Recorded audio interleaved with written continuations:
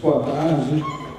Vamos dar início, então, agora à mesa número 1, intitulada do Projeto da UDF ao Plano Orientador da UNB. Eu passo a palavra, então, à professora Valesca Mendonça, da PUC do Rio de Janeiro, uma grande estudiosa desse período, dessa iniciativa, né, de Eunício Teixeira. E aí eu quero destacar que, quando a gente fala de Eunício Teixeira, a gente está falando do primeiro pensador da educação brasileira que partiu de um diagnóstico para se fazer alguma coisa, né? Até então, todas as mudanças, todas as transformações que se pretendiam tinham uma motivação política, muitas vezes conjuntural. Quando a gente fala em Eunício Teixeira, nós estamos falando da primeira pessoa a pensar em fazer um diagnóstico dos problemas brasileiros para depois propor uma solução. E eu acho que o que a gente tem no Brasil até hoje é uma crise de diagnósticos. Nós estudamos muito mal as situações para depois propor qualquer transformação. Então, o objetivo desse seminário também é exatamente recuperar essa importância de estudar os problemas, né? Porque não é apenas falar das grandes feitos ou das grandes ideias que essas pessoas tiveram, né? Mas mostrar também como, para a gente transformar qualquer coisa nos dias atuais, a gente tem que pensar em recuperar as ideias originais dessas pessoas e ver qual é o ponto de partida delas. E, infelizmente, nós temos uma tendência meio imediatista de querer fazer transformação a partir do esquecimento. Mas você tem que fazer transformação a partir de uma memória, a partir do conhecimento do que foi feito, das suas propostas iniciais. Então, nesse espírito, eu passo a palavra, então, à professora Ana Valesca Mendonça. Então, boa tarde a todos aqui, né? Eu gostaria de dizer da minha satisfação de estar aqui, né, nesse evento comemorativo do cinquentenário da Universidade de Brasília, né? E do meu prazer, eu diria que esse prazer é habitual, né? Todas as vezes que me convidam para falar de Eunício Teixeira, né, que é um educador cuja obra eu me debrucei ao longo de bastante tempo, eu fui rastreando as várias iniciativas do Eunício, né, nos dois momentos importantes da vida pública desse educador, né, e dizer para vocês, quer dizer, de certa maneira, a fala que eu vou apresentar aqui para vocês, né, ela resulta de dois trabalhos, né, que, de certa maneira, dialogam, né, e que o primeiro deles é um trabalho que se intitula Universidade, Ciência, Cultura e Democracia no Pensamento e Ação de Eunício Teixeira, que foi um trabalho que eu apresentei recentemente num congresso ibero-americano de História da Educação Latino-Americana, e um outro texto que eu já tinha escrito há um pouco mais de tempo, que é a Universidade Brasileira em Questão, o debate sobre a reforma universitária no Brasil nos anos de 1950 e 1960. Eu acho que não sei se os dois textos, ou pelo menos um desses textos, vai ser incluído nessa publicação, né, que foi o primeiro, né, que é exatamente o meu ponto de partida, vai ser incluído então nessa publicação, né, que vai resultar também desse evento, e então vocês poderão ter acesso direto a ele, né. Então, a primeira coisa assim que eu queria colocar, né, da importância da gente falar sobre a contribuição do Eunício Teixeira, então, para o ensino superior brasileiro, né. Eu acho que o Eunício Teixeira tem sido bem mais conhecido pela contribuição, né, que ele deu na luta pela escola pública, universal, gratuita, laica, né? Mas o Anísio, tanto nos dois momentos fortes da sua atuação pública no campo de educação, né, que foram os anos de 1931 a 1935, em que ele esteve à frente de início, diretoria da instituição pública do Distrito Federal, depois ele transforma em secretaria, ao final, já quase da sua passagem por essa secretaria, né? E depois, nos anos de 1950 e 1960, né, em que o Anísio ocupou uma série de cargos importantes, né, quando ele retoma a sua vida pública, né, depois de um longo período que ele fica afastado, né, porque o Anísio foi uma pessoa extremamente coerente, né, e, na verdade, ele permaneceu afastado da vida pública durante todo o período do Estado Novo, né? Eu acho que uma marca da história da Anísio, que já foi ressaltada, que ele sempre bateu de frente com as ditaduras, né? E particularmente aí os anos de 1950, 60, em que o Anísio está à frente, ele é chamado no primeiro momento, em 1951, para organizar a CAPES, né? Então, constituída sob a forma de campanha, né? Campanha de aperfeiçoamento pessoal de ensino superior, e é a partir da CAPES, né, que ele vai ter um papel importantíssimo, né, na implantação do que se chamava à época dos estudos pós-graduados, né, aqui no Brasil, e ele vê a implantação desses estudos pós-graduados como uma forma de você reestruturar a universidade a partir de dentro. Ele usava esse termo, né, de que a universidade precisaria ser reestruturada a partir de dentro. Depois a gente vai voltar para essa expressão, que essa expressão é muito central no pensamento da Anísio sobre o ensino superior, né?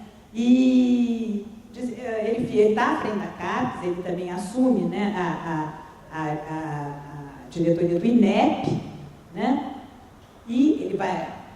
E é a partir, né, é bom lembrar que no INEP, né, Darcy Ribeiro começa a colaborar com o Anísio, né, no momento em que o Anísio cria o Centro Brasileiro de Pesquisas Educacionais e chama Darcy Ribeiro para dirigir a divisão de pesquisas em ciências sociais, né? É quando os dois começam a trabalhar juntos, né?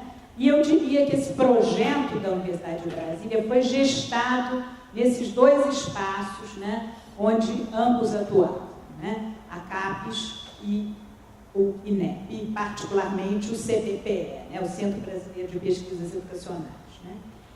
Então, a gente quer dizer, o que me parece também importante é que nesses dois momentos, né, o Anísio Teixeira, ele não desenvolveu só uma reflexão sobre a questão da universidade, né, mas, de fato, ele teve a oportunidade de ensaiar as suas ideias, né, através das instituições por ele criadas, né?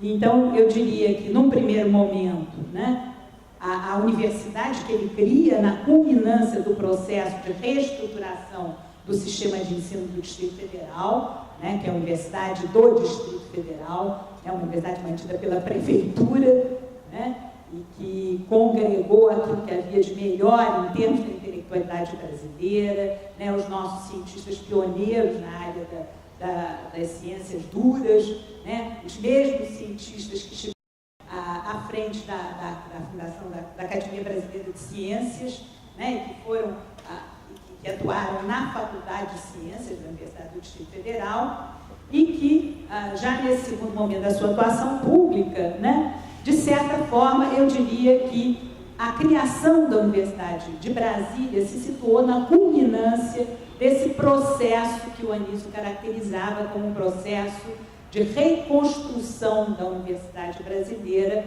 por dentro, ou a partir de dentro, né? Então, a gente vai se deter um pouquinho em torno dessas duas experiências, né, desses dois momentos de atuação do Anísio, dessas duas experiências, né, tentando chamar a atenção exatamente em que essas duas experiências se articulam, né?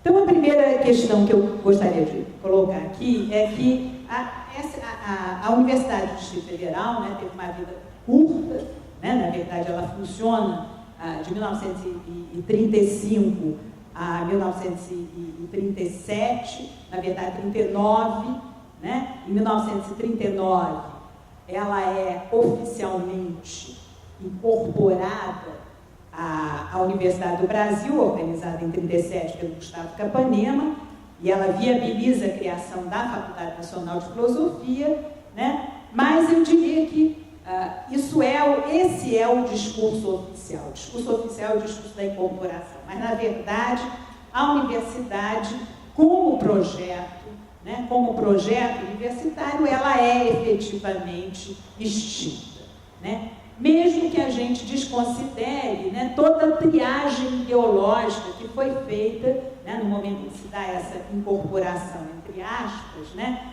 entre o magistério que compunha, né, as várias escolas que constituíam a Universidade do Distrito Federal, né? Então, dessa primeira experiência, né, o que me parece interessante? Né? No primeiro momento, eu acho que é importante a gente considerar aqui, né, que desde o momento em que o Anísio se propôs essa tarefa de reorganizar o sistema de ensino do Distrito Federal, né, que ele se empenha em reestruturar esse sistema de ensino como um todo. E essa perspectiva é profundamente coerente com o seu pressuposto de que um sistema escolar democrático deve ser suficientemente integrado para permitir a livre progressão dos melhores através de todos os seus graus. Né? É interessante que no pensamento do Anísio, a educação das massas e a educação das elites não eram coisas que se contrapunham, né? Mas, na verdade, para o Anísio, né, eram duas dimensões do processo educativo, do sistema educativo, que, na sua perspectiva, estariam integradas a partir do momento em que, né, se garantisse a livre progressão, né, ao longo de todo o sistema de ensino. Né? E ele, desde que ele assume, né, desde 32, ele assume em 1931, em 32 ele inicia o processo de reforma, né, e ele, gradativamente, é interessante como a gente vai percebendo que esse objetivo está posto desde o início e vai sendo implementado gradativamente. Né?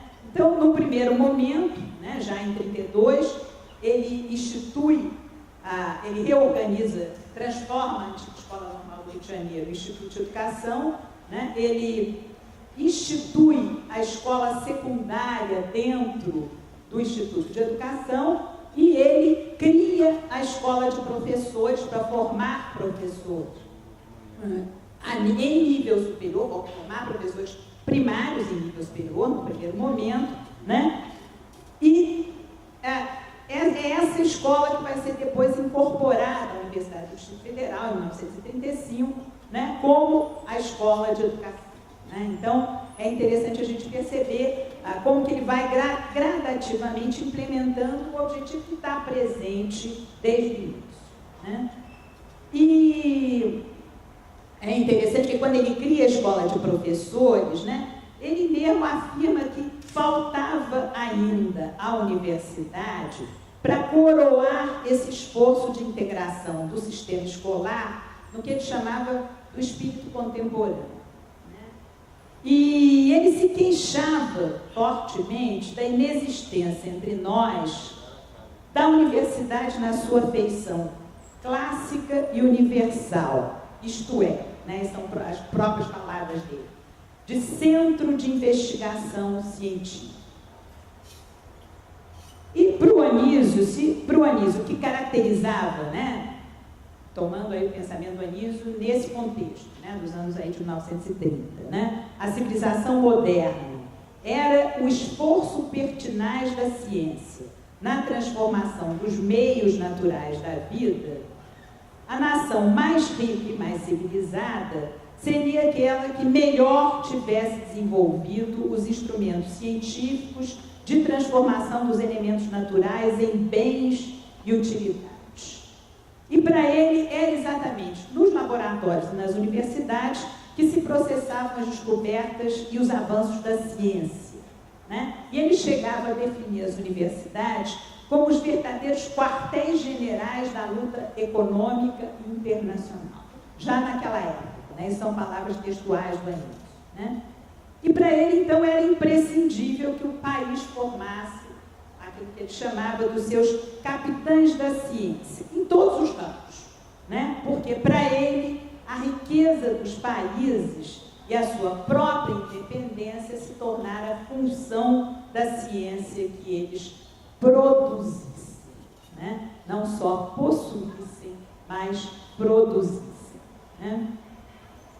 E é muito interessante porque como é que ele percebia, né? Ele diz assim, era por essa razão é que era urgente reorganizar a escola secundária, né? Tentar a instalação das faculdades de educação de ciências e letras, né? Para formar professores, né? E de todos os níveis, de todos os graus de ensino que o Anísio propunha, né, que a formação de professores que se fizesse toda ela a nível universitário, e isso se efetivou no Rio de Janeiro, de 1935 a 1939, né? E ele, ao mesmo tempo, principalmente criar uma organização universitária, né, que ao mesmo tempo preparasse profissionais de ciências e de letras, professores e homens de pesquisa e de criação, né?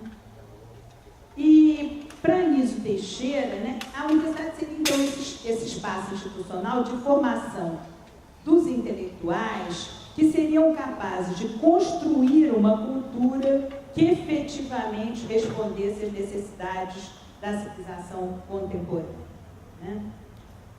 Formulando uma nova cultura que não só expressasse os valores dessa civilização, que eu definia como uma civilização de base científica, de base técnica, né? Mas que servisse de base para a sua crítica e a sua constante reformulação.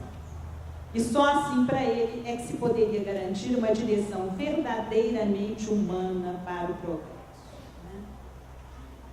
E essa era, por excelência, a função da universidade do Anísio Teixeira, né? Para ele, né, então, a universidade seria essa instituição onde se construiria essa cultura expressiva das sociedades contemporâneas, de base científica e tecnológica, né? Que irradiaria, de alguma maneira, para o resto da sociedade aquilo que ele chamava da nova mentalidade científica, né? E que viabilizaria para esses intelectuais o exercício da direção social, né? E por essa razão, ela era uma das instituições características indispensáveis da sociedade moderna, sem a qual o Anísio não chegaria sequer a existir um pouco, né? E aí eu vou ler aqui para vocês um trechinho do discurso, né, de abertura dos cursos da UDF, que o Anísio pronuncia, né, que eu acho que é muito significativo dessa concepção que ele tinha do papel da universidade, né? Então ele dizia assim: a função da universidade é uma função única e exclusiva. Não se trata somente de conservar a experiência humana. O livro também as conserva. Trata-se de manter uma atmosfera de saber para preparar o homem que o serve e desenvolve. Trata-se de conservar o saber vivo e não morto, nos livros ou no empirismo das práticas não intelectualizadas. Trata-se de formular intelectualmente a experiência humana, sempre renovada, para que a mesma se torne consciente e progressiva, né? Então, é por essa razão que, para Anísio, né, a universidade, já nos anos de 1930, né, ele tinha isso muito claro, né, a universidade deveria ser, antes de mais nada, um centro de investigação e de pesquisa científica, né? E era esse caráter que diferenciaria essa universidade, né, que ele estava projetando, e que de alguma maneira ele ensaiou no Rio de Janeiro, né, aí nesse curto espaço de tempo, né, que diferenciaria a universidade das outras instituições de ensino superior existentes até então, né? Para Anísio, marcadas por aquilo que ele dizia, um espantoso praticismo, um singular utilitarismo, tomado no sentido estreito e limitado do termo, né? É interessante porque o Anísio tinha, né, algumas diferenças, a concepção de universidade para o Anísio, né, a concepção de universidade para o Fernando de Azevedo, né, ou seja, o Fernando de Azevedo vai estar envolvido simultaneamente com a criação da Universidade de São Paulo, né, eles tinham algumas diferenças muito significativas, né? Então, por exemplo, essa ideia, a ideia que o Fernando de Azevedo desenvolvia com muita força, né, dos estudos desinteressados, né? Então havia uma preocupação forte, né, por parte do Fernando de Azevedo, né, de, por exemplo, a Faculdade de Filosofia, Ciências e Letras não tivesse uma finalidade utilitária. Isso nada pode ser mais distante do pensamento do Anísio. Para o Anísio, por exemplo, era interessante que para o Anísio essas duas funções da universidade, né, de formar profissionais, né, e, ao mesmo tempo, de formar pesquisadores, né, de formar intelectuais, de se constituir como um centro de pesquisa, não eram finalidades que se contrapunham. Né? E o que o Anísio criticava nas instituições de ensino superior existentes não era tanto o fato de que elas formavam exclusivamente, se voltavam para a formação profissional, porque o que o Anísio dizia era que elas não faziam nem isso. Não formam nem profissionais. Né? Ele dizia assim, tais escolas teriam substituído a cultura, né, por 2 ou 3 profissões práticas, já que o formalismo reinante no seu interior as reduzira a meras instituições emissoras de diplomas honoríficos para ingresso numa das classes privilegiadas do país. Essa era a grande crítica que ele fazia na época às instituições de ensino superior existentes. Né? E aí, né, é interessante de que, para que a universidade pudesse cumprir, portanto, essa finalidade proposta pelo Anísio, né, ela teria que se constituir não só em uma casa de saber, como ele fala, né, o termo que ele utilizava, mas também, e como decorrência disso, numa mansão da liberdade. Ele usava essas 2 expressões, casa de saber e mansão da liberdade. E mansão da liberdade, porque para ele, quer dizer, a universidade, para existir como tal, né, ela deveria ser uma instituição livre, e livre num duplo sentido. Né? Num primeiro sentido, porque ela deveria ser uma instituição autônoma, em pé de igualdade com as demais instituições fundamentais da sociedade, especialmente a Igreja e o Estado. E livre também, né, porque a serviço do presente e do futuro, a universidade não poderia constranger o porvir dentro de fórmulas a priorísticas ou pré-determinadas. Né? E aí, um outro trechinho desse mesmo discurso do Anísio, em que ele dizia assim, muito ciosa das conquistas feitas pela liberdade de pensamento e de crítica, a universidade não as dispensa para viver. Não terá ela nenhuma verdade a dar, a não ser a única verdade possível, que é a de buscá-la eternamente. É interessante que a gente tem toda a coerência, né, com a fala que a gente acabou, né, de ouvir aqui, né, desse diálogo do Darcy com o Anísio, que o Darcy se incomodava. E, na verdade, o que o Anísio é isso, não é possível a gente, de certa maneira, encarcerar a verdade dentro, né, de determinadas fórmulas que são mutáveis, né, que não são eternas. Né? E é exatamente por essa razão, né, que o Anísio fazia uma defesa intransigente da liberdade de cátedra, né, o que fez com que ele abrigasse na sua universidade, né, os intelectuais dos mais diferentes matizes ideológicos e políticos. Né? E é interessante que foi exatamente essa liberdade, né, que em 1935 incomodou a um só tempo, né, ao governo federal, né, como a gente lembrar aí que nós estamos aí, né, à beira, né, da ditadura do Estado Novo, né, e a Igreja Católica, né, e que acabou por inviabilizar essa experiência universitária. Então, eu diria que foi exatamente essa defesa intransigente que o Anísio fazia da liberdade de pensamento, que se expressava concretamente na liberdade de cátedra, né, que fez com que a universidade, naquele contexto histórico, se tornasse inviável e esse projeto universitário fosse extinto. Né? Um outro aspecto que eu acho que é muito interessante também a gente chamar a atenção aqui, que eu acho que é outra dimensão também, né, que expressa a forma como o pensamento do Anísio bateu de frente, né, com o pensamento autoritário vigente na época, né, é a concepção que o Anísio tinha de cultura brasileira, né, e que eu acho que é importante a gente contrastar com certas concepções nacionalistas em voga na época, né, de matiz fortemente autoritário. Né. Para ele, a elaboração de uma cultura e de uma ciência brasileiras, né, supunha necessariamente o diálogo com outras culturas e até a ruptura com determinadas tradições demasiadamente unitárias, né? E é interessante que a concepção de cultura brasileira do Anísio tinha uma perspectiva fortemente prospectiva, né? Essa cultura estava por construir, né? E ela seria incessantemente construída, né? Em contraposição, por exemplo, à tendência católica da época, que era a tendência da restauração, né? E, além do mais, o Anísio rejeitava fortemente a ideia de homogeneidade ou de unificação no plano cultural, né? Chegando a afirmar que a diversidade seria uma característica das culturas avançadas, né?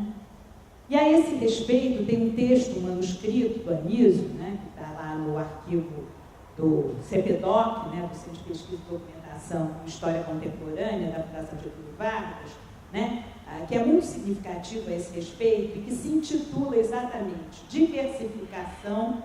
Esse é um texto que não chegou a ser publicado, né, ele continua lá sob a forma de manuscrito, né? Mas é uma ideia que reaparece em outros textos do Anísio. Mas esse fragmento, para mim, é muito interessante, porque o título é Diversificação, Condição de Florescimento Cultural, né? E aí, claramente, nesse texto, o Anísio afirma que o florescimento de uma cultura estaria ligado à sua diversificação e que uma cultura unitária tenderia à atrofia e à morte. É interessante a gente perceber como isso é profundamente atual, né? Mas esse é um texto da década de 30, né? E depois, mas ele já estava sentindo, né, o contexto da época, todo o processo de radicalização política, né? É bom a gente lembrar que, na verdade, em 1935 ele foi acusado de envolvimento com a malfadado levante comunista, né? Ele chegou a ter a ordem de prisão decretada, assinada pelo Pinto Miller, né? Essa prisão não se concretiza porque já anteriormente ele tinha se demitido da Secretaria de Educação e tinha se internado lá nas terras da família, na Bahia, né? Mas é muito interessante que ele diz assim, né? Ele critica determinados grupos sociais, né, que se empenhavam à época naquilo que ele chamava na estagnação de certos traços culturais brasileiros. E aí ele dizia assim, o totalitarismo, que é uma forma primitiva e bárbara de cultura, levanta então a cabeça como fórmula salvadora, colhendo em suas malhas os reacionários ineptos e a juventude revoltada. Nada conheço de mais pungente na vida dos nossos dias do que essa contradição que nos leva ao suicídio lento e ao que parece inevitável. O medo e o interesse mal compreendido são os dois carrascos idiotas dessa morte embora. Então é muito interessante, essa posição muito clara que ele tinha, né? Isso é bom a gente ver que é antes, né, de 37, né? Mas a gente já estava percebendo claramente, né, todo esse processo de radicalização política que culmina com a implantação do Estado Novo, né? Então, quer dizer, com relação a essa experiência que o Anísio caracteriza, a gente percebe claramente que essa experiência para o Anísio é uma experiência fundante, porque quando a gente pega, por exemplo, os escritos do Anísio nos anos de 1950 e 60, e aí ele tem um número muito abrangente de textos em que ele se debruça sobre a questão do ensino superior, né? Ele retoma essas ideias mestras, né? Eu poderia dizer que essa experiência da UDF para o Anísio foi efetivamente uma experiência fundante, né? E mais aí, a gente vai, né, passar para esse segundo momento, já para essa década de 50, 60, né, que a gente intitula nesse texto A Reforma da Universidade a partir de dentro, né? E é interessante que, mais uma vez, o Anísio está acentuando o grande problema do ensino superior no Brasil era a inexistência de uma tradição propriamente universitária, né? Já que as iniciativas dos anos 1930 não tinham conseguido mudar a sua feição dominante, né? E um dado que é interessante é que ele expressa nos seus textos aí dessa época, né, o que ele chamava de uma visão cumulativa das funções da universidade, né, no sentido de que as novas funções, na perspectiva do Anísio, as novas funções que se iam atribuindo historicamente à universidade não eram excludentes, porque não eliminavam as funções anteriores, né? Então ele diz assim, o que é uma universidade contemporânea? Assim, uma universidade contemporânea, ela deve ser simultaneamente uma universidade humanista, oferecendo, portanto, uma formação básica geral, mas de um tipo de humanismo adequado à sociedade contemporânea, né? Ela deveria ser também uma universidade moderna, né? Voltada para a pesquisa e para a produção do conhecimento. Uma universidade de serviço, devotada aos problemas práticos da sociedade e à educação. E até uma multidiversidade. Esses termos são dele, né? Humanista, moderna, de serviço e multiversidade, ligada à indústria e ao desenvolvimento nacional, né? Então, para ele, essas 4 funções seriam as funções básicas da universidade contemporânea, né? E ele afirmava, né, ali pelos anos 1950 a 1960, né, que o Brasil já exigia, naquele contexto, a edificação desse tipo de universidade, né? Embora ele tivesse uma clareza, né, muito grande de que a universidade brasileira teria que passar por uma profunda reforma para que ela se aproximasse desse modelo, né? E aí, mais uma vez, ele afirmava que o problema de fundo da universidade brasileira era se transformar numa universidade de ciência e de pesquisa, né? Mas, na perspectiva do Anísio, para isso seria necessidade de uma mudança de qualidade no ensino superior no país, né? Que suporia, inclusive, uma transformação profunda nas práticas pedagógicas desenvolvidas no seu interior, né? E sob esse aspecto, para ele defendia a necessidade de se implantar na universidade uma nova cultura acadêmica, né? Uma cultura eminentemente colaborativa, né? Que deveria nortear tanto a relação dos professores entre si, né? Quanto a relação dos professores com os alunos, né? E seria necessária também uma mudança bastante radical no próprio conteúdo da formação oferecida na universidade, que deveria ser simultaneamente teórica e prática, né, privilegiando-se mais a lógica do estudo e da investigação científica do que a lógica até então dominante da aula expositiva, né?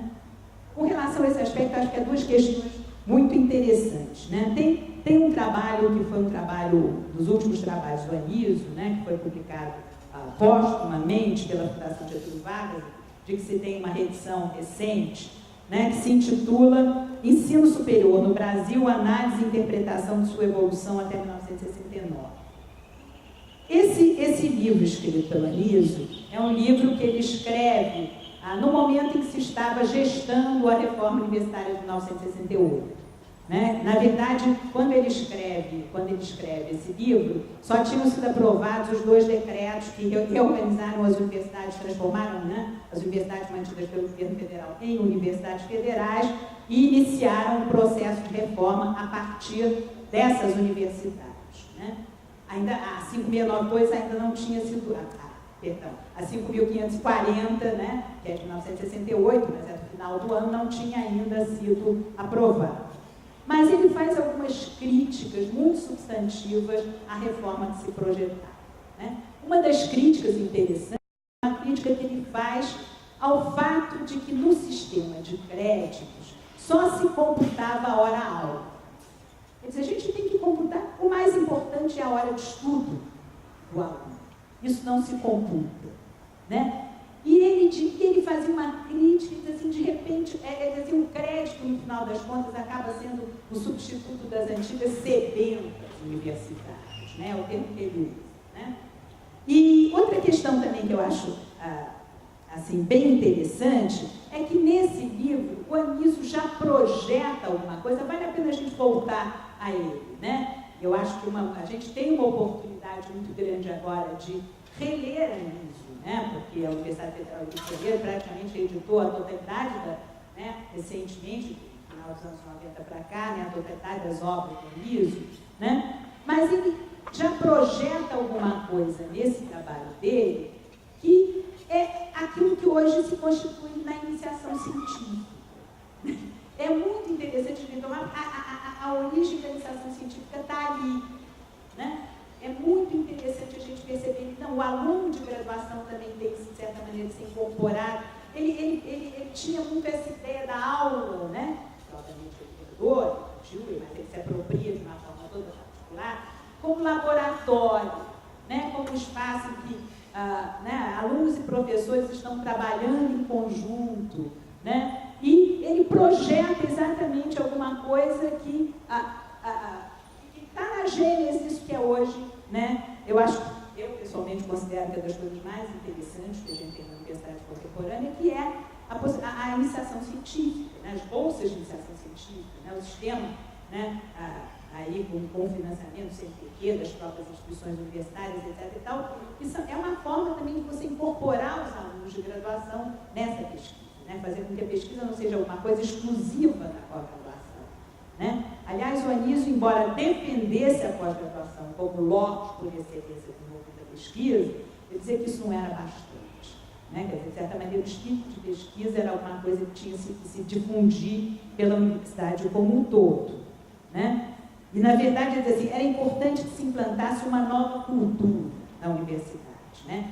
Que se transformasse a mentalidade do professor universitário, né? E que essa seria a verdadeira chave para transformar a universidade numa universidade de pesquisa, né? Já que não era apenas suficiente anexar à universidade essa tarefa como mais uma atribuição, mais um acréscimo, né? E desse ponto de vista, né, é que o Anísio, por exemplo, defendia a disseminação dos estudos pós-graduados, da pós-graduação. E a pós-graduação era percebida pelo Anísio como espaço por excelência de formação do professor, de formação dos mestres, de formação do professor universitário, nesse novo espírito, nessa nova mentalidade, né? E mais um dado que me parece importante também do pensamento do Anísio dessa época, né, era o fato de que o Anísio, né, ele expressava uma firme convicção de que qualquer reforma, né, da universidade, além de ser necessariamente lenta e gradual, não poderia ser orquestrada em gabinetes confinados e distantes do cotidiano acadêmico, né, que era uma posição que coadunava muito bem com a sua defesa intransigente da autonomia universitária, né? E é interessante porque nesse livro que a gente citou aqui, né, que faz uma análise e interpretação da evolução do ensino superior no Brasil até 1969, ele manifesta claramente o seu descrédito com relação às mudanças que se anunciaram, né? E ele dizia assim, mesmo atendo-se à dimensão mais técnica dessas mudanças, que lhe pareciam insuficientes, né? O Anísio fazia uma série de observações com relação ao processo de implantação das reformas, que eu acho que é importante a gente destacar, né? Então, ele reconhecia que, de certa maneira, né, a reforma de 1968 acabou por se voltar para o modelo da Universidade de Brasília, né? Mas ele dizia assim, mesmo considerando isso, que decorreu do fato de que, agravando-se a crise universitária e tornando-se inevitável a reforma de sua maquinaria administrativa e didática, a universidade tradicional se voltou, nas suas veleidades de reforma, para o modelo da Universidade de Brasília. Ele acentua que essa universidade nascera de um projeto em que colaborara a elite do magistério nacional. E o seu modelo refletia as condições a que chegara a consciência crítica desse magistério no que ela tinha de mais novo, o seu corpo de cientistas físicos e sociais. e constatava que a situação era inteiramente diferente. Assim, em 68, né, a reforma que se propõe, ela não se faz de dentro da universidade, pelo debate resultante consenso do magistério, mas por atos legislativos, a princípio permissivos e depois coercitivos, que impuseram essa reestruturação, né? Então, ele chamava claramente atenção para o caráter autoritário da reforma que se propunha, né? O que para ele se constituía num dos fatores que alimentavam o seu descrédito com relação à possibilidade de mudanças efetivas e profundas na direção até então imprimida ao ensino superior do país, né?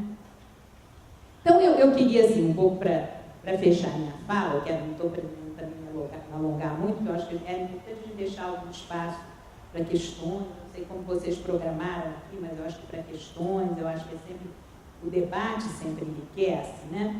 Mas eu queria um pouco, para fechar essa minha fala, né, trazer aqui presente o contexto histórico desses anos de 1950 a 1960, né, principalmente no que se refere, né, ao debate, né? Quer dizer, eu acho que esses anos foram anos marcados, né, por um debate muito grande sobre a reforma universitária, né? Quer dizer, como a gente lembrar, né, que já no governo do Jango, né, a reforma universitária se apresentava como uma das reformas de base, né, e havia uma forte mobilização popular em torno da questão da reforma universitária, né, e um pouco também, eu acho que é importante a gente desconstruir uma ideia que eu acho, de certa maneira, a própria historiografia sobre o ensino superior reforça, que eu acho que está muito presente no senso comum, né, de que foi o governo militar quem reestruturou a Universidade Brasileira, né? Então, eu acho que a gente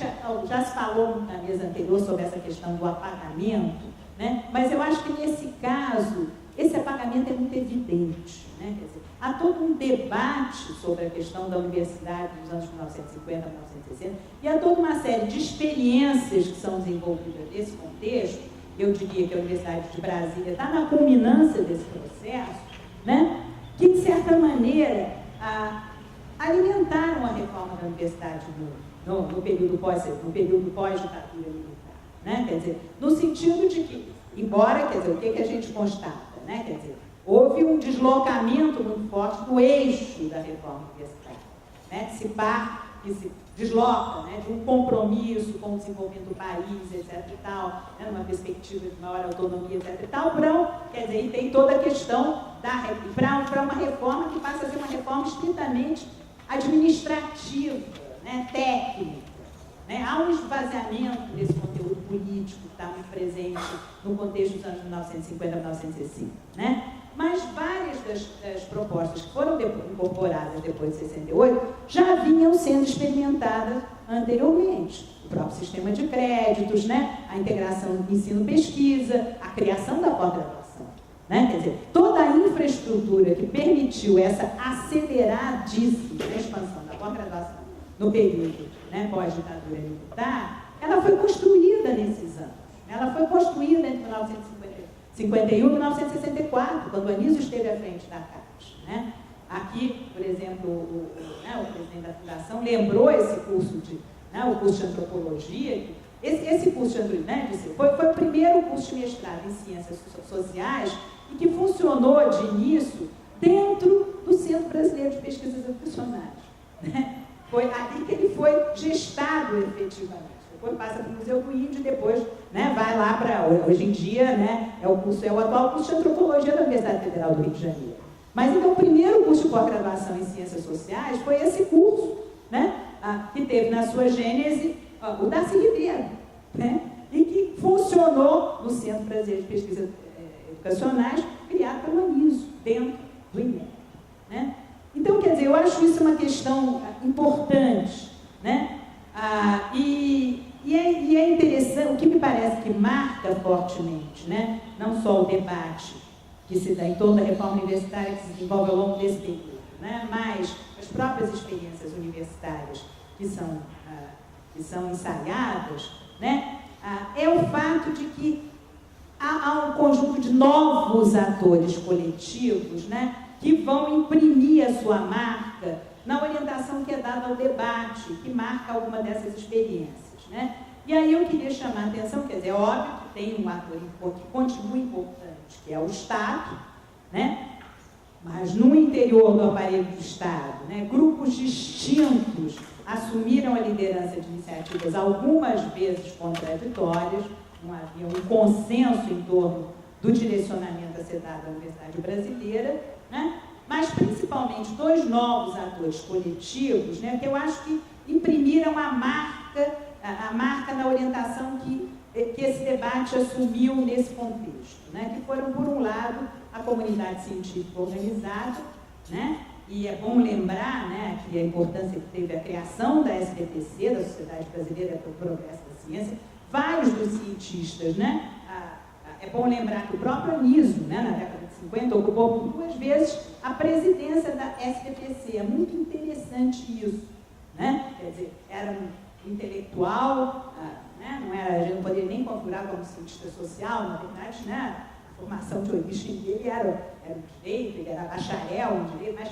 que ocupou por 2 vezes a presidência da SBPC, né? E que, acho que é 55 e 56, uma coisa assim. E 55 a 59, então foi até um período maior, porque ele foi presidente e vice-presidente depois com o Maurício Lins Rocha e Silva, né? Então, mas é interessante isso, eu acho que isso é um dado importante. E esses cientistas sediados na SBPC tiveram um papel fundamental também na elaboração do projeto da Universidade de Brasília, que se gestou nesses 2 espaços institucionais, a CAPES e o CBPE, tendo à frente Anísio e Darcy Ribeiro, né? E deixa eu ver se tem mais alguma coisa aqui para a gente lembrar, né? Eu só queria lembrar que ao longo dos anos de 1950, 1960, né, há uma série de experiências isoladas que é interessante a gente perceber essas 2 dimensões, né, daí do debate ao longo desse período, né? Por um lado, há uma preocupação com a modernização da universidade. É claro que há uma preocupação com a modernização da universidade. E há uma série de iniciativas que são desenvolvidas que vão nessa direção, né? Por exemplo, a Universidade Federal do Ceará, criada em 55, na qual se retoma, por exemplo, a concepção nucleadora da Faculdade de Filosofia, que está na gênese do projeto da USP. A Faculdade de Medicina de Ribeirão Preto, articulada à USP, que é criada em 57 e 62. A Universidade Rural de Minas Gerais, hoje a Universidade Federal de Viçosa, instalada em 58.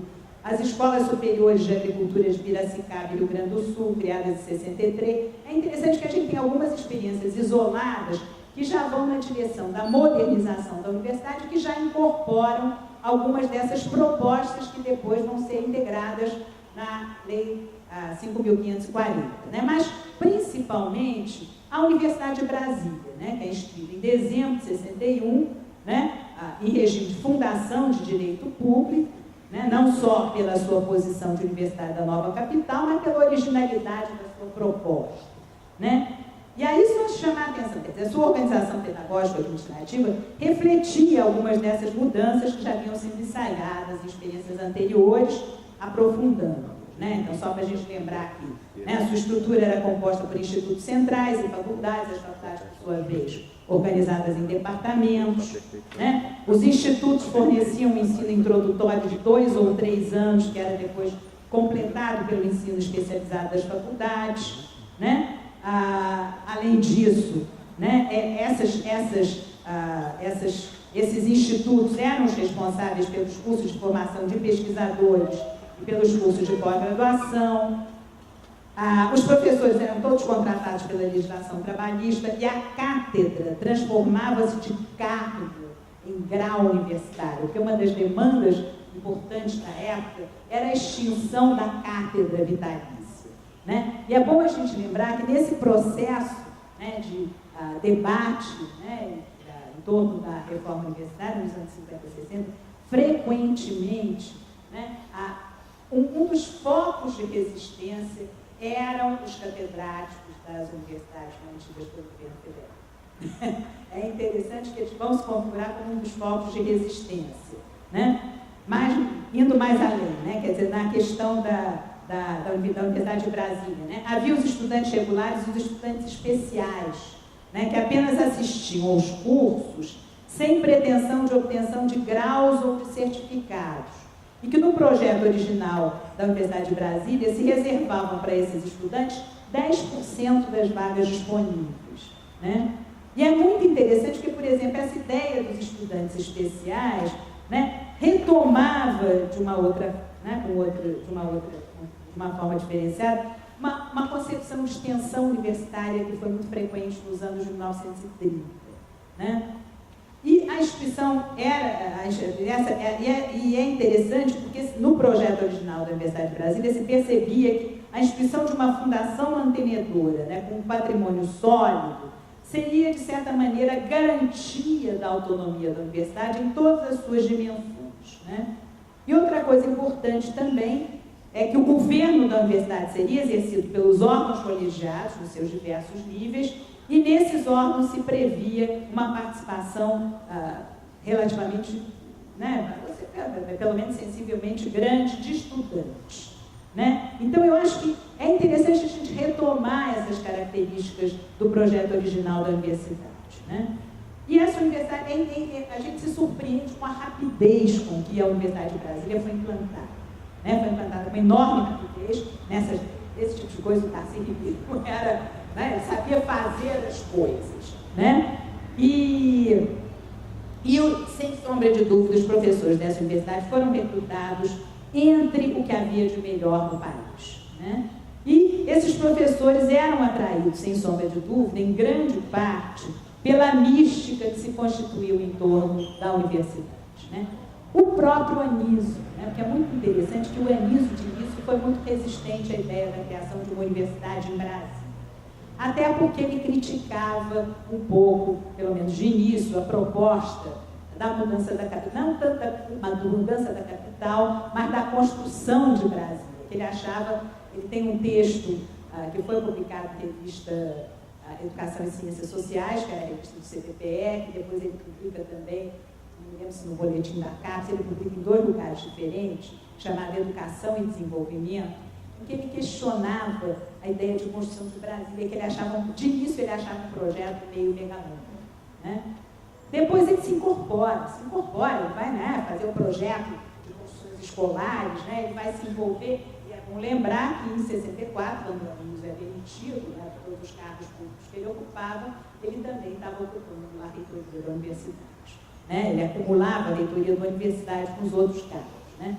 Mas eu acho muito interessante trazer aqui o testemunho de um outro intelectual, né, que, na verdade, tinha uma certa reticência, tinha reticências ao projeto da Universidade de Brasília, porque ele era um forte defensor da retomada do modelo paulista da Faculdade de Filosofia, né, que é o Florestan Fernandes, e, por outro lado, também criticava a utilização política que se fazia da iniciativa, mas ele reconhecia o caráter inovador da proposta, né, bem como o mérito da associação que se estabelecia entre a universidade e as exigências dinâmicas do desenvolvimento socioeconômico do país, né?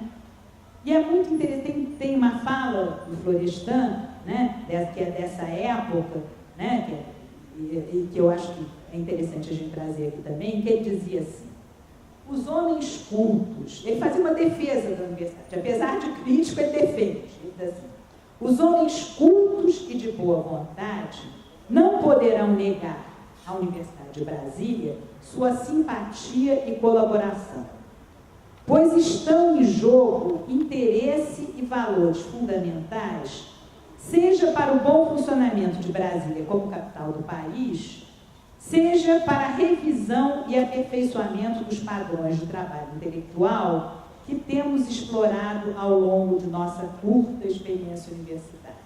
Então, esse depoimento de Florestan me parece particularmente significativo, né? Porque ele era um crítico, né, da utilização política que se fazia da universidade, ele era um defensor da retomada do modelo da Faculdade de Filosofia como órgão integrador, articulador da universidade, mas ele reconhecia, né, a riqueza desse projeto da Universidade de Brasília, né?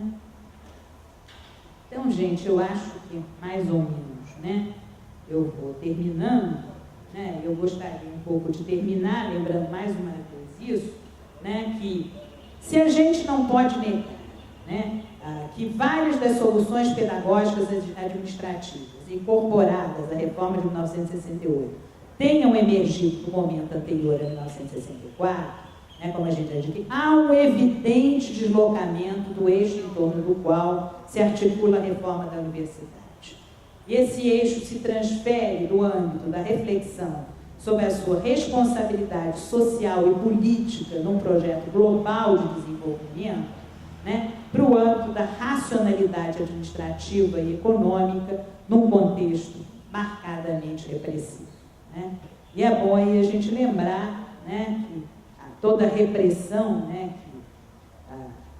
que se exerceu sobre a universidade, né, a invasão violenta do seu campus, etc. e tal, tem um valor aí fortemente simbólico. Né? Então a gente vai ficando por aí, né? Eu não sei como é que vocês organizaram aqui, tem os meus dois debatedores aqui do lado, mas se houver tempo ainda a gente pode abrir também aí para as perguntas de vocês. Muito obrigada aí pela participação. Boa tarde, então, a todos, a todas. De forma, inicialmente, eu gostaria de dizer que eu estou assim, me sentindo muito lisonjeado de estar aqui com duas autoridades, a Luísa Teixeira, na educação brasileira, educação superior brasileira, e também, né, com o nosso colega do UNB, Luiz Vilar. Então, é realmente um momento muito interessante para mim, e eu gostaria de dizer também que já não é a primeira vez que eu estou, né, tanto com o João quanto com a professora Navalista. Em 2007 nós realizamos um seminário também, cujo foco era a universidade e a Luísa Teixeira. Então houve uma movimentação bastante boa, um debate, e eu acho que a cada dia que a gente conhece um pouco mais da obra, né, depois a gente se aprofunda e vê o quanto, digamos assim, o pensamento deles é atual, é absolutamente pertinente no momento que a gente vive na atualidade, e principalmente no momento que a gente vive de desenvolvimento, né, do Brasil. Bom, a título de fomentar um pouco o debate, eu acho que a gente vai ter espaço para o debate, vamos poder fazer as provocações, eu preparei uma pequena apresentaçãozinha, né? A professora Navalista falou do plano orientador da Universidade de Brasília, e eu, digamos ali, detalhei um pouquinho, né? Na verdade eu fiz um resumo desse documento. Esse documento, isso aqui é um exemplar original que eu comprei no centro, né? Embora tenha sido, digamos, republicado em 2007, esse é talvez a primeira publicação da editora Universidade de Brasília. Então, é o Plano Orientador da Universidade de Brasília, publicado em 31 de maio de 1962. Então, aprovado, né, pelo Conselho da Fundação, na sua versão final, que deveria, digamos assim, ser a guia da universidade para que ela pudesse ser implementada adequadamente. É interessante que esse documento aqui é um pouco contraditório com outras versões apresentadas em congressos, né, e tudo. É interessante até discutir um pouco esse aspecto, que outras versões têm algumas coisas que aqui não tem, então tem algumas diferenças. Eu acho que tem aí tudo a ver também essas diferenças com as manobras políticas e a atuação do Anísio Teixeira, eu acho que principalmente da Civil para fazer valer, né, e acontecer a universidade. Né. Bom, então, eu vou me ater aqui no projeto da Universidade de Brasília, né, principalmente nos aspectos acadêmicos, e falar um pouquinho, né, sobre digamos, o contexto, né, em que eles apareceram. Então, sobre o projeto da universidade, me permito ficar de pé também. Então, sobre o projeto da universidade, ali, a organização acadêmica, a arquitetura e a organização curricular e práticas educativas, né, 3 dimensões da universidade, a gente vai percorrer um pouquinho o plano da Universidade de Brasília nesse contexto. Aqui, depois da brilhante, né, apresentação da professora Ana Valesca, né, a gente tem assim, a bagagem, o contexto todo muito bem colocados, né, para que a gente entenda, né, o surgimento do plano orientador de Brasília, da universidade, naquela circunstância. Então, a professora Ana Valesca também falou a respeito da velocidade da implementação da Universidade de Brasília, de fato, foi algo realmente assustador. O Celino Kubitschek, né, então presidente de abril, ele encaminha o Congresso Nacional o projeto de lei para a criação da Fundação Universidade de Brasília. Né? Então, aí tem um trâmite em agosto, né, a aprovação do Conselho Nacional, no dia da renúncia do presidente Jânio Quadros, em meio à perplexidade da casa. Houve uma manobra, inclusive induzida, e alguns podem contar essa história em mais detalhes, do Tarcísio Ribeiro, para fazer a aprovação da Universidade de Brasília, simplesmente colocando na ordem do dia o projeto da universidade, que não tinha nada a ver com a ordem, que colocou e foi aprovado no bloco. E em 15 de dezembro de 61, então, foi promulgada a lei que autoriza a fundação da Universidade de Brasília. Essa lei, datada então de 15 de dezembro, ela permite que, dia 15 de janeiro, seja instituída a fundação da Universidade de Brasília, né, então, a partir do seu estatuto, né, e todos os detalhes.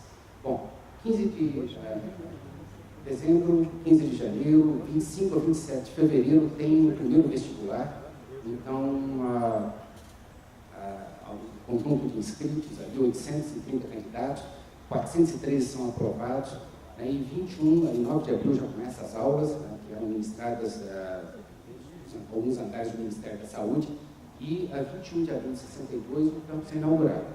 Então, ali a gente olha questões de 5 meses, né, então já tem a inauguração do campus da Universidade de Brasília, representado, então, pelo auditório Luiz Candamos. Essa é uma foto da época, e o que dizem, né, nos sítios históricos, é que as últimas coisas foram feitas ali para preparar o auditório Luiz Candamos, foram concluídas 20 minutos antes da cerimônia. Inclusive, essa parte de tecido que se coloca era para esconder, né, talvez de as telhas que apareciam, alguma coisa, a cobertura mal feita, que estava toda ainda por fazer, mas a universidade começou. Então, o fluxo de início da universidade foi bastante rápido. Conversando com reitores de universidades federais, e principalmente os reitores de novas universidades que foram criadas, né, a partir de 2005 para cá, né, e eles debatendo com toda a dificuldade que tem na construção das edificações, eles, né, falando, né, olha, nos dias atuais, fazer isso foi feito naquela época seria absolutamente impossível, né? O Ministério Público, a CGU, o TCU teriam já arrumado um jeito de paralisá-los, né, ou colocá-los na cadeia, porque não dava para fazer. Então, realmente foi um trabalho bastante intenso feito. Bom, o primeiro reitor da Universidade de Brasília, Darcy Ribeiro, o vice-reitor Anísio Teixeira, que depois, então, quando Darcy veio ocupar o cargo Presidência da República, Anísio assumiu. Então, o grupo dos diretores, assim, né, de início, realmente foi bastante importante. Ciro dos Anjos, Lúcio Costa, Oscar Niemeyer, Leopoldo Nasch, que foi um dos fundadores também do INPA, Instituto de Matemática Aplicada. Então, realmente, um time de primeiro. Do ponto de vista acadêmico, né, então, tem um grande impacto, né, da estruturação da universidade de uma forma completamente diferente da estruturação das universidades até então. É a estrutura, né, que é chamada da estrutura bipartite, né, a estrutura do sistema duplo integrado, tripartite, sistema duplo integrado, constituído dos institutos centrais, das faculdades e dos órgãos complementares, cada um com suas funções. Os institutos centrais eram responsáveis pelas formações básicas nas áreas mais, digamos assim, acadêmicas diretas. As faculdades pelas formações nas várias carreiras. Então, enfermagem, a formação de professores, as engenharias, né, então, direito, etc., eram responsabilidade das faculdades. E os órgãos complementares que tinham um duplo objetivo, né, de viabilizar a formação em algumas áreas específicas onde eles atuavam e também de prestar serviços à própria universidade e também para a sociedade em geral. Bom, uma outra novidade, né, que já foi detalhada pela professora Ana Valesca, foi a indução dos departamentos. Então, a Universidade de Brasília foi a primeira universidade a não lidar com o sistema de cátedras, institui os departamentos com uma menor organização acadêmica, né, na universidade. Então, um agrupamento de 5 professores poderiam gerar um departamento, e esses departamentos eram, então, constituíam os institutos e as faculdades. Bom, os objetivos ali também das práticas educativas, né, também bem colocado pela professora Ana Valesca, desenvolvimento da autonomia do aprendizagem, né, no sentido de você lidar com a construção do conhecimento de uma forma bastante direta, não só o conteúdo, mas de uma forma da estruturação do conhecimento de uma forma bem organizada. E arquitetura e organização curricular que permitia a formação em ciclos. Isso, até hoje, parece extremamente ousado, atual, né, e provoca pavor em alguns, né, paixão em outros, né, e a gente pode até avançar um pouquinho à frente. Isso é extremamente interessante na estrutura da Universidade do Brasil. Então, aqui é um quadro, né, da organização dos institutos centrais e faculdades e alguns dos órgãos complementares que existiam ou foram previstos no plano orientador da Universidade do Brasil. Então, nem todos os órgãos complementares foram instalados, daí a pouco a gente vai ver algumas propostas que existiam e que nunca apareceram, mas lidando um pouquinho com o modelo de organização da formação da Universidade do Brasil. Então, era uma formação em ciclos, onde participavam os institutos centrais, as faculdades profissionais, né, com apoio dos órgãos complementares. Então, existia a formação básica inicial de 4 semestres, que pensa, não era igual para todo mundo? Não necessariamente. Acontecia nos institutos centrais de uma forma diversificada, a entrada dos estudantes era para a universidade, né, e que seguiam os seus caminhos formativos. Ela poderia ser estendida para se complementar esse bacharelado, né, em 6 semestres, ou seja, os 4 mais 2, e essa formação era realizada pelos institutos. Então, você tinha um bacharelado inicial e, em seguida, a continuidade da formação, uma formação especializada profissional, uma carreira, né, então completando 10 semestres. E aí, então, tinha uma proposta da pós-graduação em 14 semestres, que isso não foi à frente em função da reforma de 68, que mudou toda a estrutura da pós-graduação no Brasil. Né? Bom, os institutos eram responsáveis, né, pelos programas de formação e o ciclo de formação básica para todos os estudantes da universidade. É responsável também pelos cursos de bacharelado e os cursos de graduação científica, né, que seriam mais 4 semestres após o bacharelado. E os programas de pós-graduação dos candidatos a doutoramento. Então, essa era a estrutura de formação da Universidade de Brasília, num fluxo bastante inteligente, assim, e tem nesse diagrama uma forma de se comparar com outras universidades. Ele coloca abaixo ali as universidades comuns, né? Então entraria, formaria diretamente numa carreira, no primeiro, segundo, terceiro, quarto, quinto ano, enquanto na Universidade de Brasília o estudante ele entrava, fazia o ciclo básico, depois mais um ano com um bacharelado, depois então a continuação, a possibilidade de continuação da formação, digamos assim, para complementar a formação profissional, ou então, digamos, para fazer uma formação de pós-graduação, né? Bom, a diversidade de fluxo bastante interessante, bastante otimizada, assim, bastante racional. Bom, esse modelo é um modelo, digamos, baseado ali, digamos assim, na graduação em ciclos, um ciclo inicial, o terceiro ano do bacharelado, e depois, então, uma formação específica, e a pós-graduação. Né? Então, eu coloco isso porque, depois de muitos anos, isso tem sido retomado por muitas universidades no Brasil.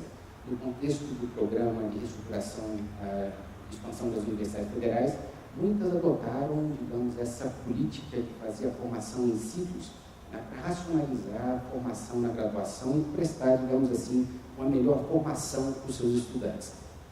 Então, a gente tem aqui o diagrama tipo ilustrativo, isso está no documento, né, no documento original, e eu acho que uma parte disso, inclusive, vai estar no texto também, que deve ser distribuído, né, no livro, né, no seminário. Então, tem partes, né, da organização, da formação da Universidade do Brasil.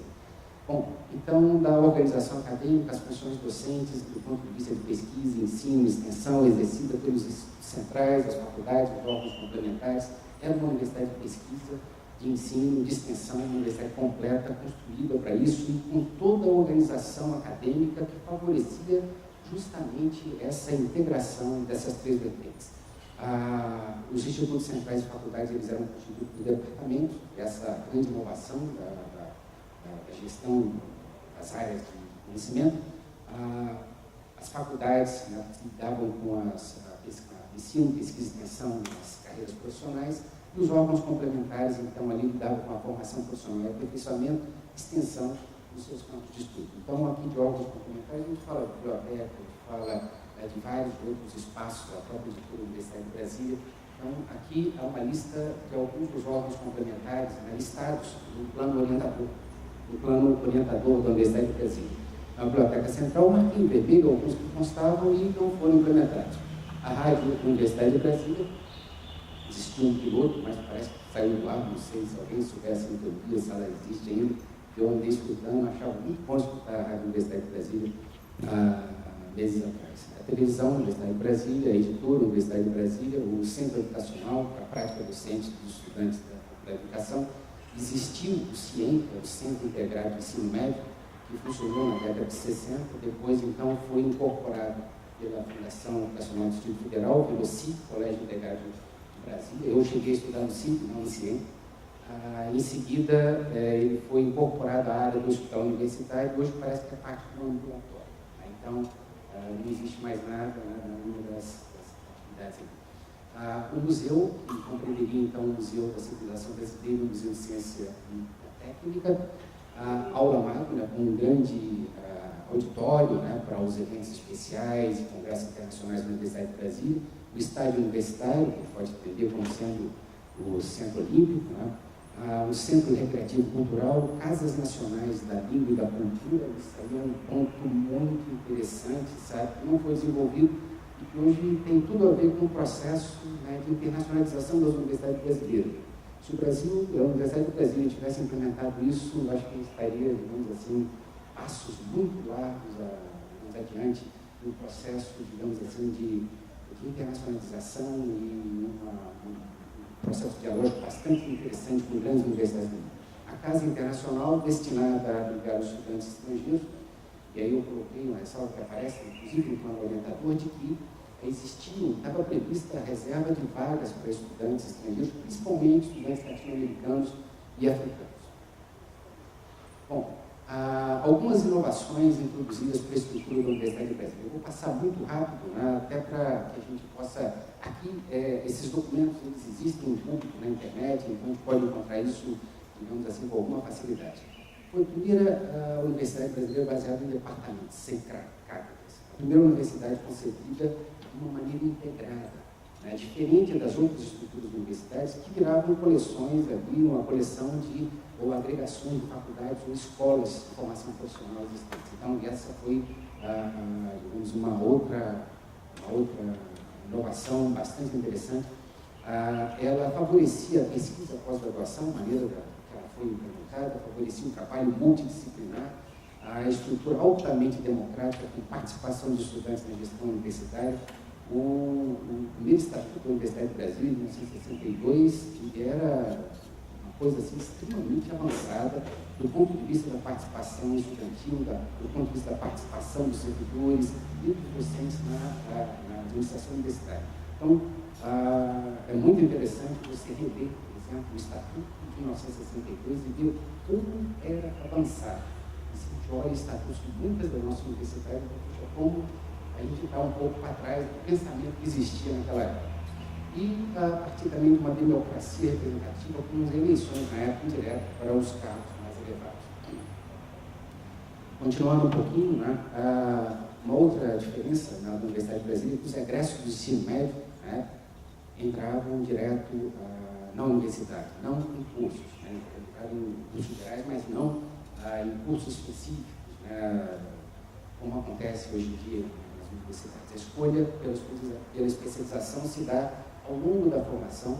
Existia uma preocupação com a forte formação humanística, científica, cultural, a formação modular em ciclos do sistema duplo integrado com os institutos e faculdades.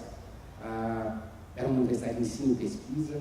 Ela se, digamos assim, direcionava também para o desenvolvimento da autonomia do aprendizado dos estudantes, convívio dos estudantes de várias áreas de estudos, e era uma universidade proposta para ser residencial. Lembrando que hoje no Brasil nós não temos ainda nenhuma universidade residencial como foi proposta por Anísio Teixeira e Darcy Ribeiro para a Universidade de Brasília. E existem outras do mundo fora, residenciais, nós não temos. Existia a proposta, hoje existe uma estrutura para moradia de docentes, servidores, aqui na Universidade de Brasília, mas, por exemplo, os estudantes hoje, em particular, a Universidade de Brasília não tem moradia estudantil. A que existia, está sendo reformada, então nós não temos atualmente, dentro do campo universitário, um espaço para moradia estudantil. Em breve teremos outra vez, mas muito distante da proposta que tinha sido colocada para a UNB se tornar uma universidade residencial, um campus residencial.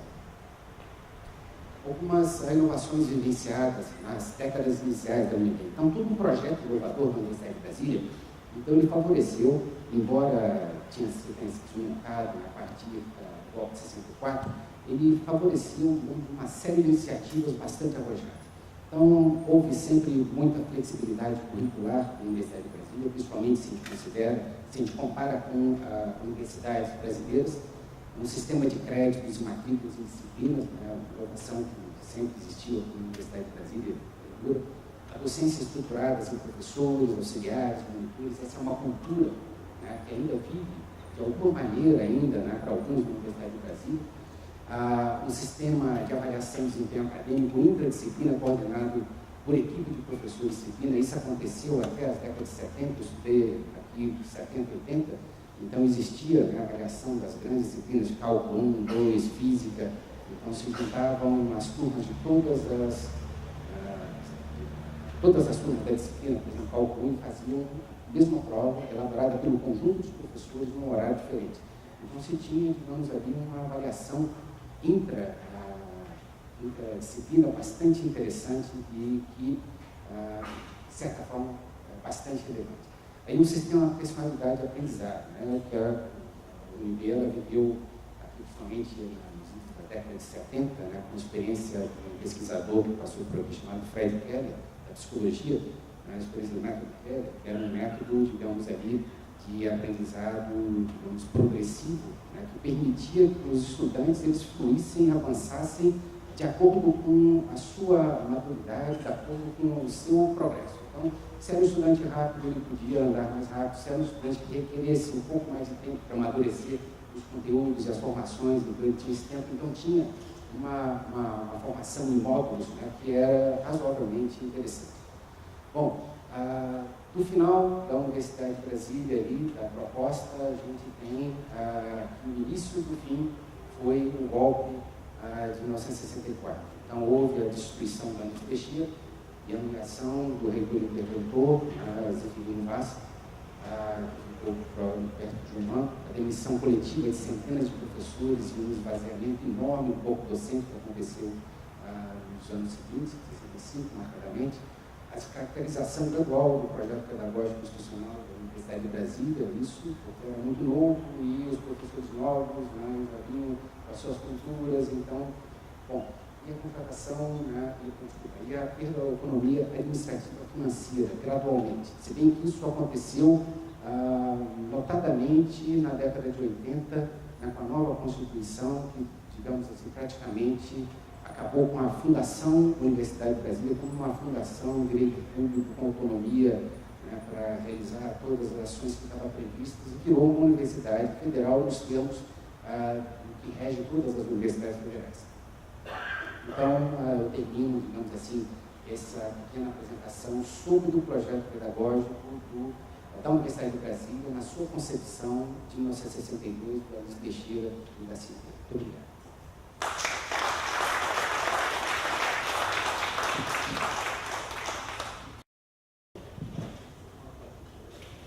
Bom, eu preparei minha fala em função das falas de Ana e de Ana. Hoje eu complementou, né, com a seleção que foi Brasília, e Ana se referiu à Universidade do Distrito Federal e essa conexão dos dois projetos. Né? Naturalmente, eu gosto muito de fazer elogio assim, por presente, não, porque eu queria fazer demagogia. Uma satisfação muito grande estar com você. Eu acho que você foi o mais aprofundou sobre a ordem que eu conheço, sobre o que você falava, muita felicidade na Universidade da Educação. Né? O que caracteriza basicamente a criação da UBF, e isso é importantíssimo, é que ela foi construída a partir de uma escola de educação. A escola de educação é central, né, na formação da UBF.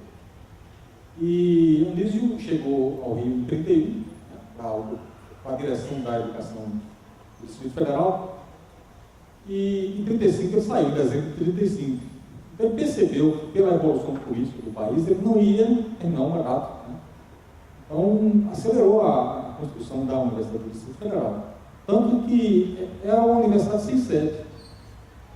A universidade não tinha sede. Ela funcionava nas instalações do Instituto de Educação. Então, isso, para mim, é central, e que é o que eu quero debater aqui com vocês, aproveitando a presença na palestra, né? Palestra.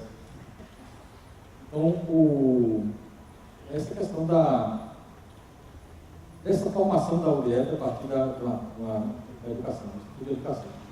A Anisa levou a educação ao Palmiro, a partir do Instituto de Educação, que foi criada a Escola de Educação na UDF, com base no Instituto e no Instituto de Pesquisa também, que existia acoplado, dirigido pelo Delgado de Carvalho. Deixou contribuições imensas para a educação brasileira, que inclusive são até usadas hoje, os livros publicados, etc. Tudo isso não existe. O Daci recuperou isso em 60, o Lênin Goulart, né? O Goulart, e reeditou isso, distribuído pelas escolas do Brasil inteiro. Bom, então essa questão, para mim, é fundamental, essa questão da UDF ser feita a partir de uma faculdade de educação. E também por que Anísio Teixeira saiu do Distrito Federal. A oposição que foi gerada contra ele, a meu ver, não importa que eu faça, que os estudiosos, eu não sou um estudioso acadêmico da obra de Anísio, eu sou mais um diletante, conhecedor da obra dele, e criar a Fundação Anísio Teixeira me deve queimar. Agora, os estudiosos acho que podem fazer aprofundar um pouco mais sobre essa questão. E por que se criou uma oposição tão forte às ideias de Anísio do Distrito Federal, uma oposição que se repetiu em Brasília? Naturalmente, a gente sabe que a igreja esteve muito presente nisso, né? A igreja católica esteve nisso. Mas eu estava comentando com Ana que eu não considero essa questão da igreja como por ser anticlerical, por ser contra a igreja, por ser ateu, coisa desse tipo. A questão não é essa. A questão é como a igreja estava envolvida numa política, e essa política coincidia com a política da reação brasileira, a reação que levou ao movimento de repressão, que se consolidou com o Estado Novo, e depois com 64. Né? Isso para mim é importante. Então não vejo vocês, essas minhas referências da igreja, como uma atitude de oposição à igreja. Não tem nada a ver com isso. Não sou cristão, mas acho que a igreja tem um papel muito importante, faz sua política, e muitas vezes eu entro em atrito com essa política. Mas o fato é que foi a igreja que comentou isso.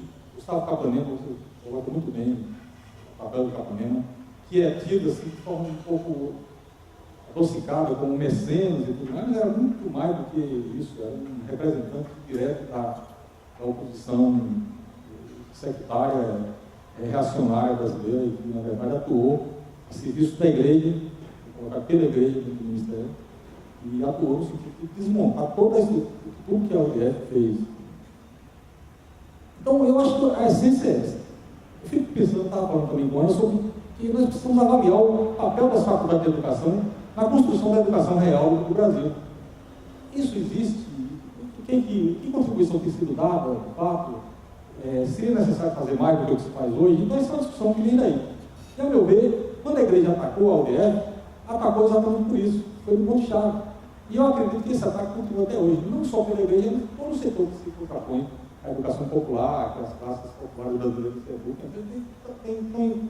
Tem a ver com essa questão das faculdades de educação, do papel delas hoje na construção real, da real educação brasileira, da educação que se faz com o que existe.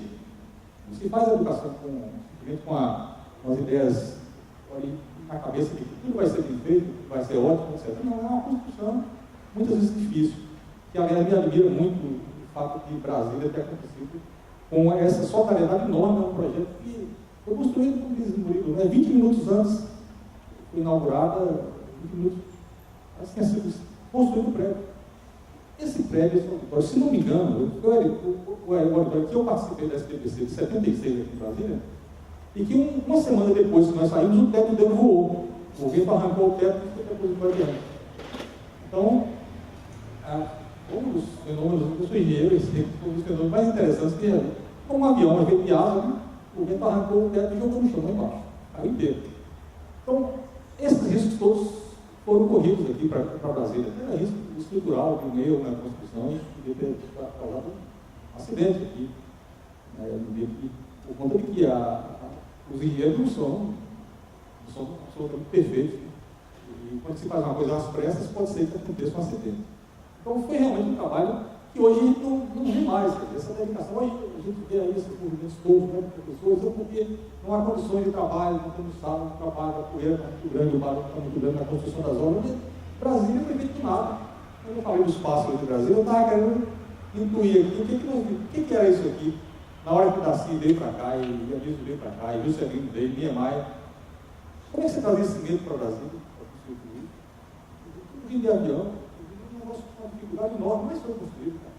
Então, essa questão que eu chamo a atenção, eu queria que a Ana trabalhasse um pouco sobre essa questão do primado da Faculdade de Educação, o primado da Escola de Educação, no mesmo projeto da UDF. Depois eu gostei muito dessa coisa que você coloca, que para mim foi essa coisa da reestruturação por dentro, né? Porque isso aí desvenda essa questão da reforma universitária, que a reforma imita Brasília, mas imita por fora. Quer dizer, é um Estado autoritário que pode colocar uma série de coisas importantes do Brasil no projeto, mas não foi feito por dentro. Não foi feito a partir de uma reflexão que a universidade tem que fazer a toda hora para isso se transformar. Esse ponto que eu acho central, né? Com relação à questão da reorganização, da diversidade cultural também, eu estou importantíssimo. Eu agora ninguém sabe disso, né? Um livro aprovado aí da UNB sobre Anísio Teixeira e a cultura. Saiu no próximo ano. Eu sempre me preocupei com esse tema da cultura, porque Anísio é conhecido muito pelo trabalho dele na educação pública. Você falou aqui na questão da universidade, pouco a gente conhece, né? Conhece mais pela atuação dele na escola pública, gratuita, laica, reflexo da atuação no manifesto, né, de 32. Mas essa coisa que você coloca sobre a cultura, para mim é fundamental. Eu ousei fazer esse livro, já tem uns 10 anos que eu estou pretendendo fazer, e sei que não sou uma autoridade disso, sei que vai sair um livro perfeito. Eu já conto com você, talvez até deixando para fazer o prefácio, eu sei que você é que pegou no centro essa questão da cultura e universidade, cultura e educação. Então, eu lembro a você, quando você falou daquele livro com o Maurício Rocha Silva, com o Anísio, né, de aula de aceita da lógica da ciência, que é um livro magistral, que eu reeditado agora. Tem um artigo dele chamado Bases Lógicas da Teoria de Dewey. É um artigo que saiu há muito tempo atrás, mas que foi reeditado desse livro. E aquele artigo é um artigo atualíssimo, artigo de 56. Mas essa questão de multiculturalismo,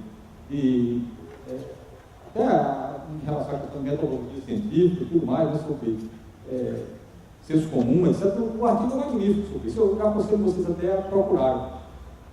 Bases lógicas base da teoria lógica de Dewey. E chama a atenção que nós temos tudo isso disponível na biblioteca virtual Anísio Teixeira, que vocês podem encontrar no portal da UFBA, na Universidade Federal da Bahia. Nós levamos para lá isso. Estranhamente, a reitora retirou o ícone do portal, mas se vocês botarem PVAT, o UFBA, vocês encontram, conseguem descobrir esse material, tem tudo isso lá, todos esses artigos de Anísio. Vamos lá.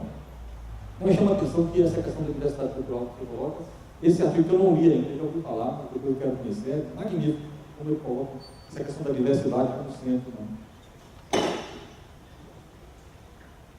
Agora, eu queria apresentar a vocês aqui, vou falar em inglês, né?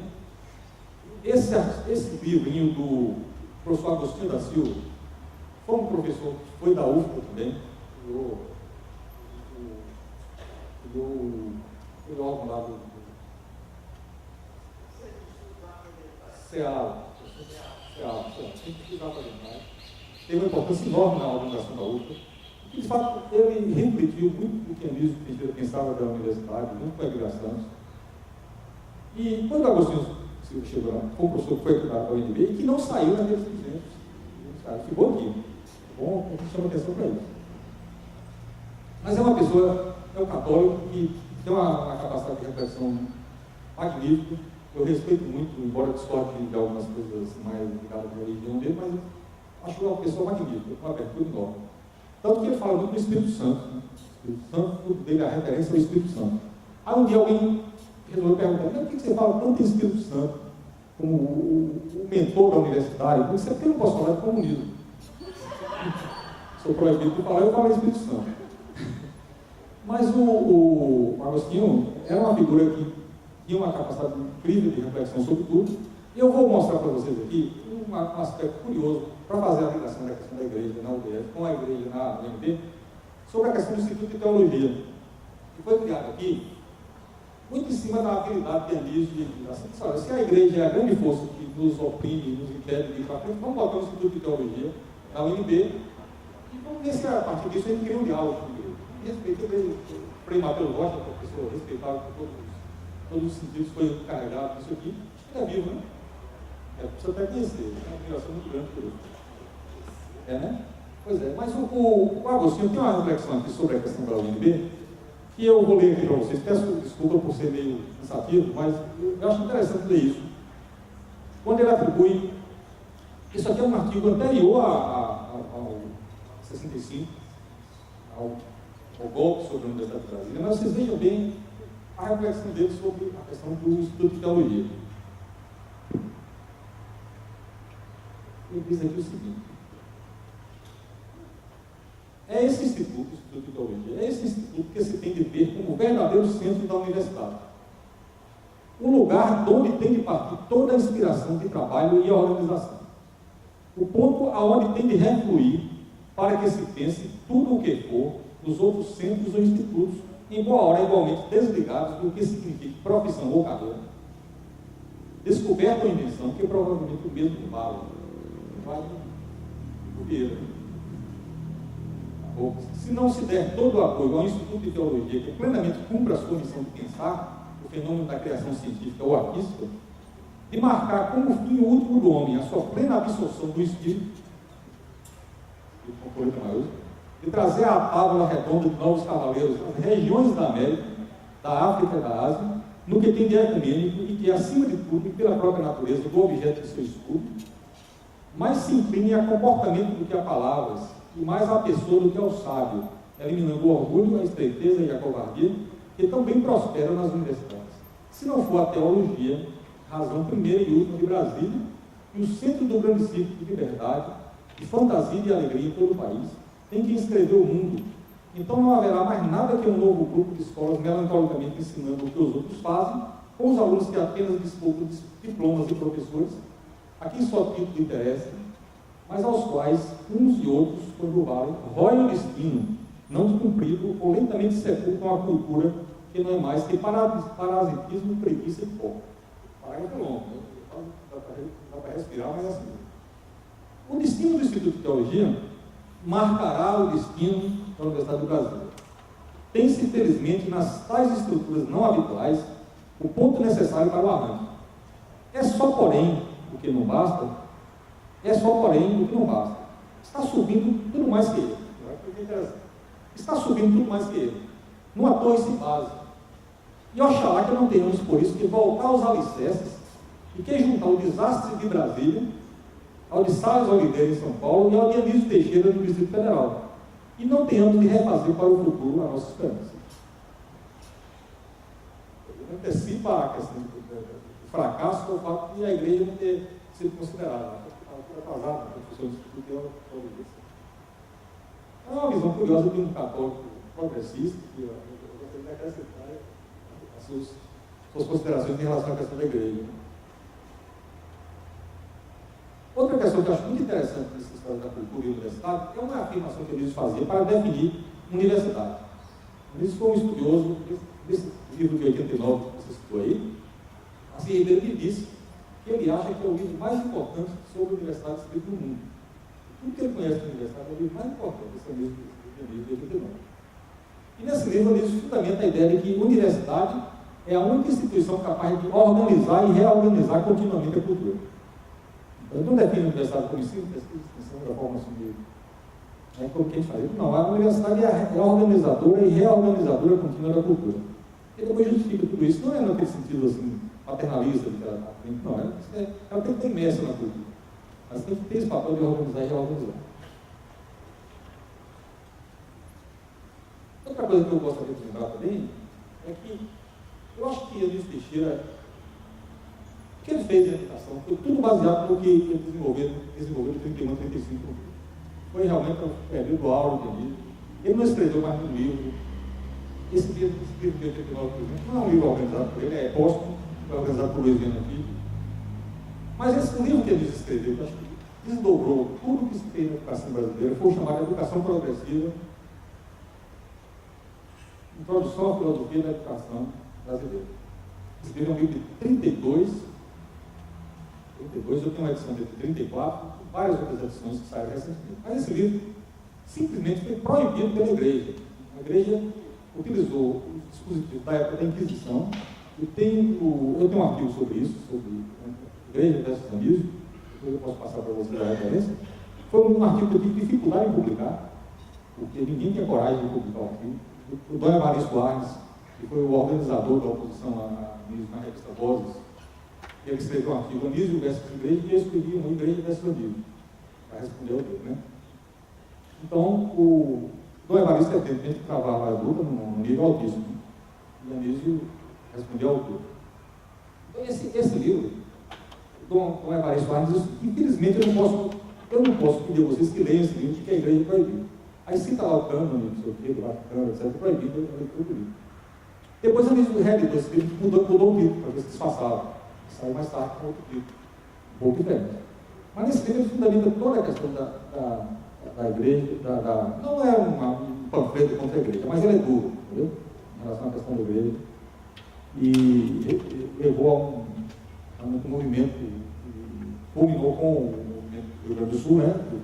O bispo Scherer, o movimento contra, pela retirada de Anísio da educação brasileira, para pressionar Juscelino a tirar Anísio dos cargos que ocupava na educação. Anísio, de fato, foi de 51 a 64 o verdadeiro ministro da educação no Brasil. Tudo que se fez na educação era comandado por ele. Reconheceu isso. Exatamente. Então a igreja trabalhou para. Porque a igreja, como sempre, como muito politicamente competente que é, tem 2000 anos de política, né? Ela atuou exatamente para tirar, no ponto-chave, para tirar Anísio, claro. E Juscelino segurou, depois de muita pressão, os intelectuais fizeram manifestos incríveis defendendo Anísio. E aí é que você vê a amplitude política de Anísio. Quem comandou o manifesto dos 500 intelectuais, né, que foi chave para a manutenção dele, foi exatamente Lourenço Filho. Lourenço Filho é um igreitista, apoiou o golpe de 64, etc. Mas isso não, Anísio Teixeira é o educador brasileiro. Então tem que defender e ele tem que ficar.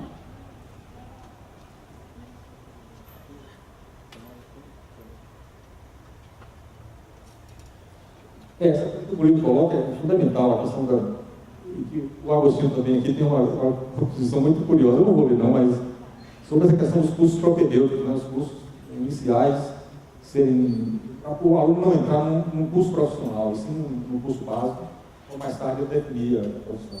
Hoje há um movimento no Brasil, da Universidade Nova, e que o Naumar vai falar melhor sobre isso amanhã, né? Um dos pioneiros nessa implantação, que foi inspirado na Universidade do Brasil.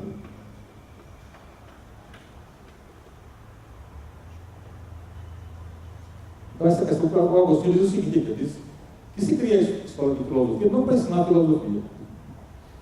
A filosofia é colocada como um pretexto, mas na verdade é para poder criar uma base para que o aluno possa entrar na universidade. E curiosamente, ele era um humorista de primeiro, uma pessoa com bom humor. Quando ele chegou na UFBA, ele não tinha formação nenhuma, não tinha razão nenhuma para ser contratado como professor.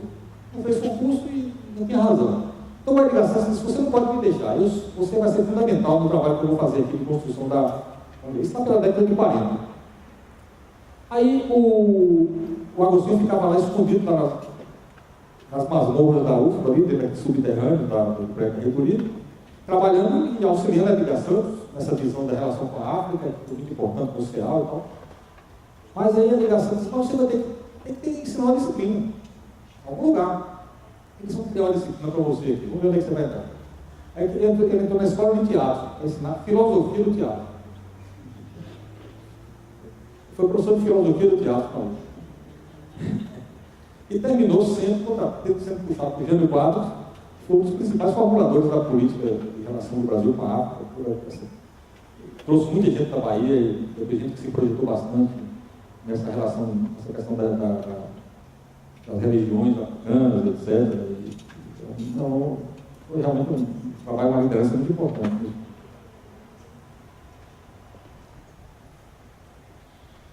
Bom,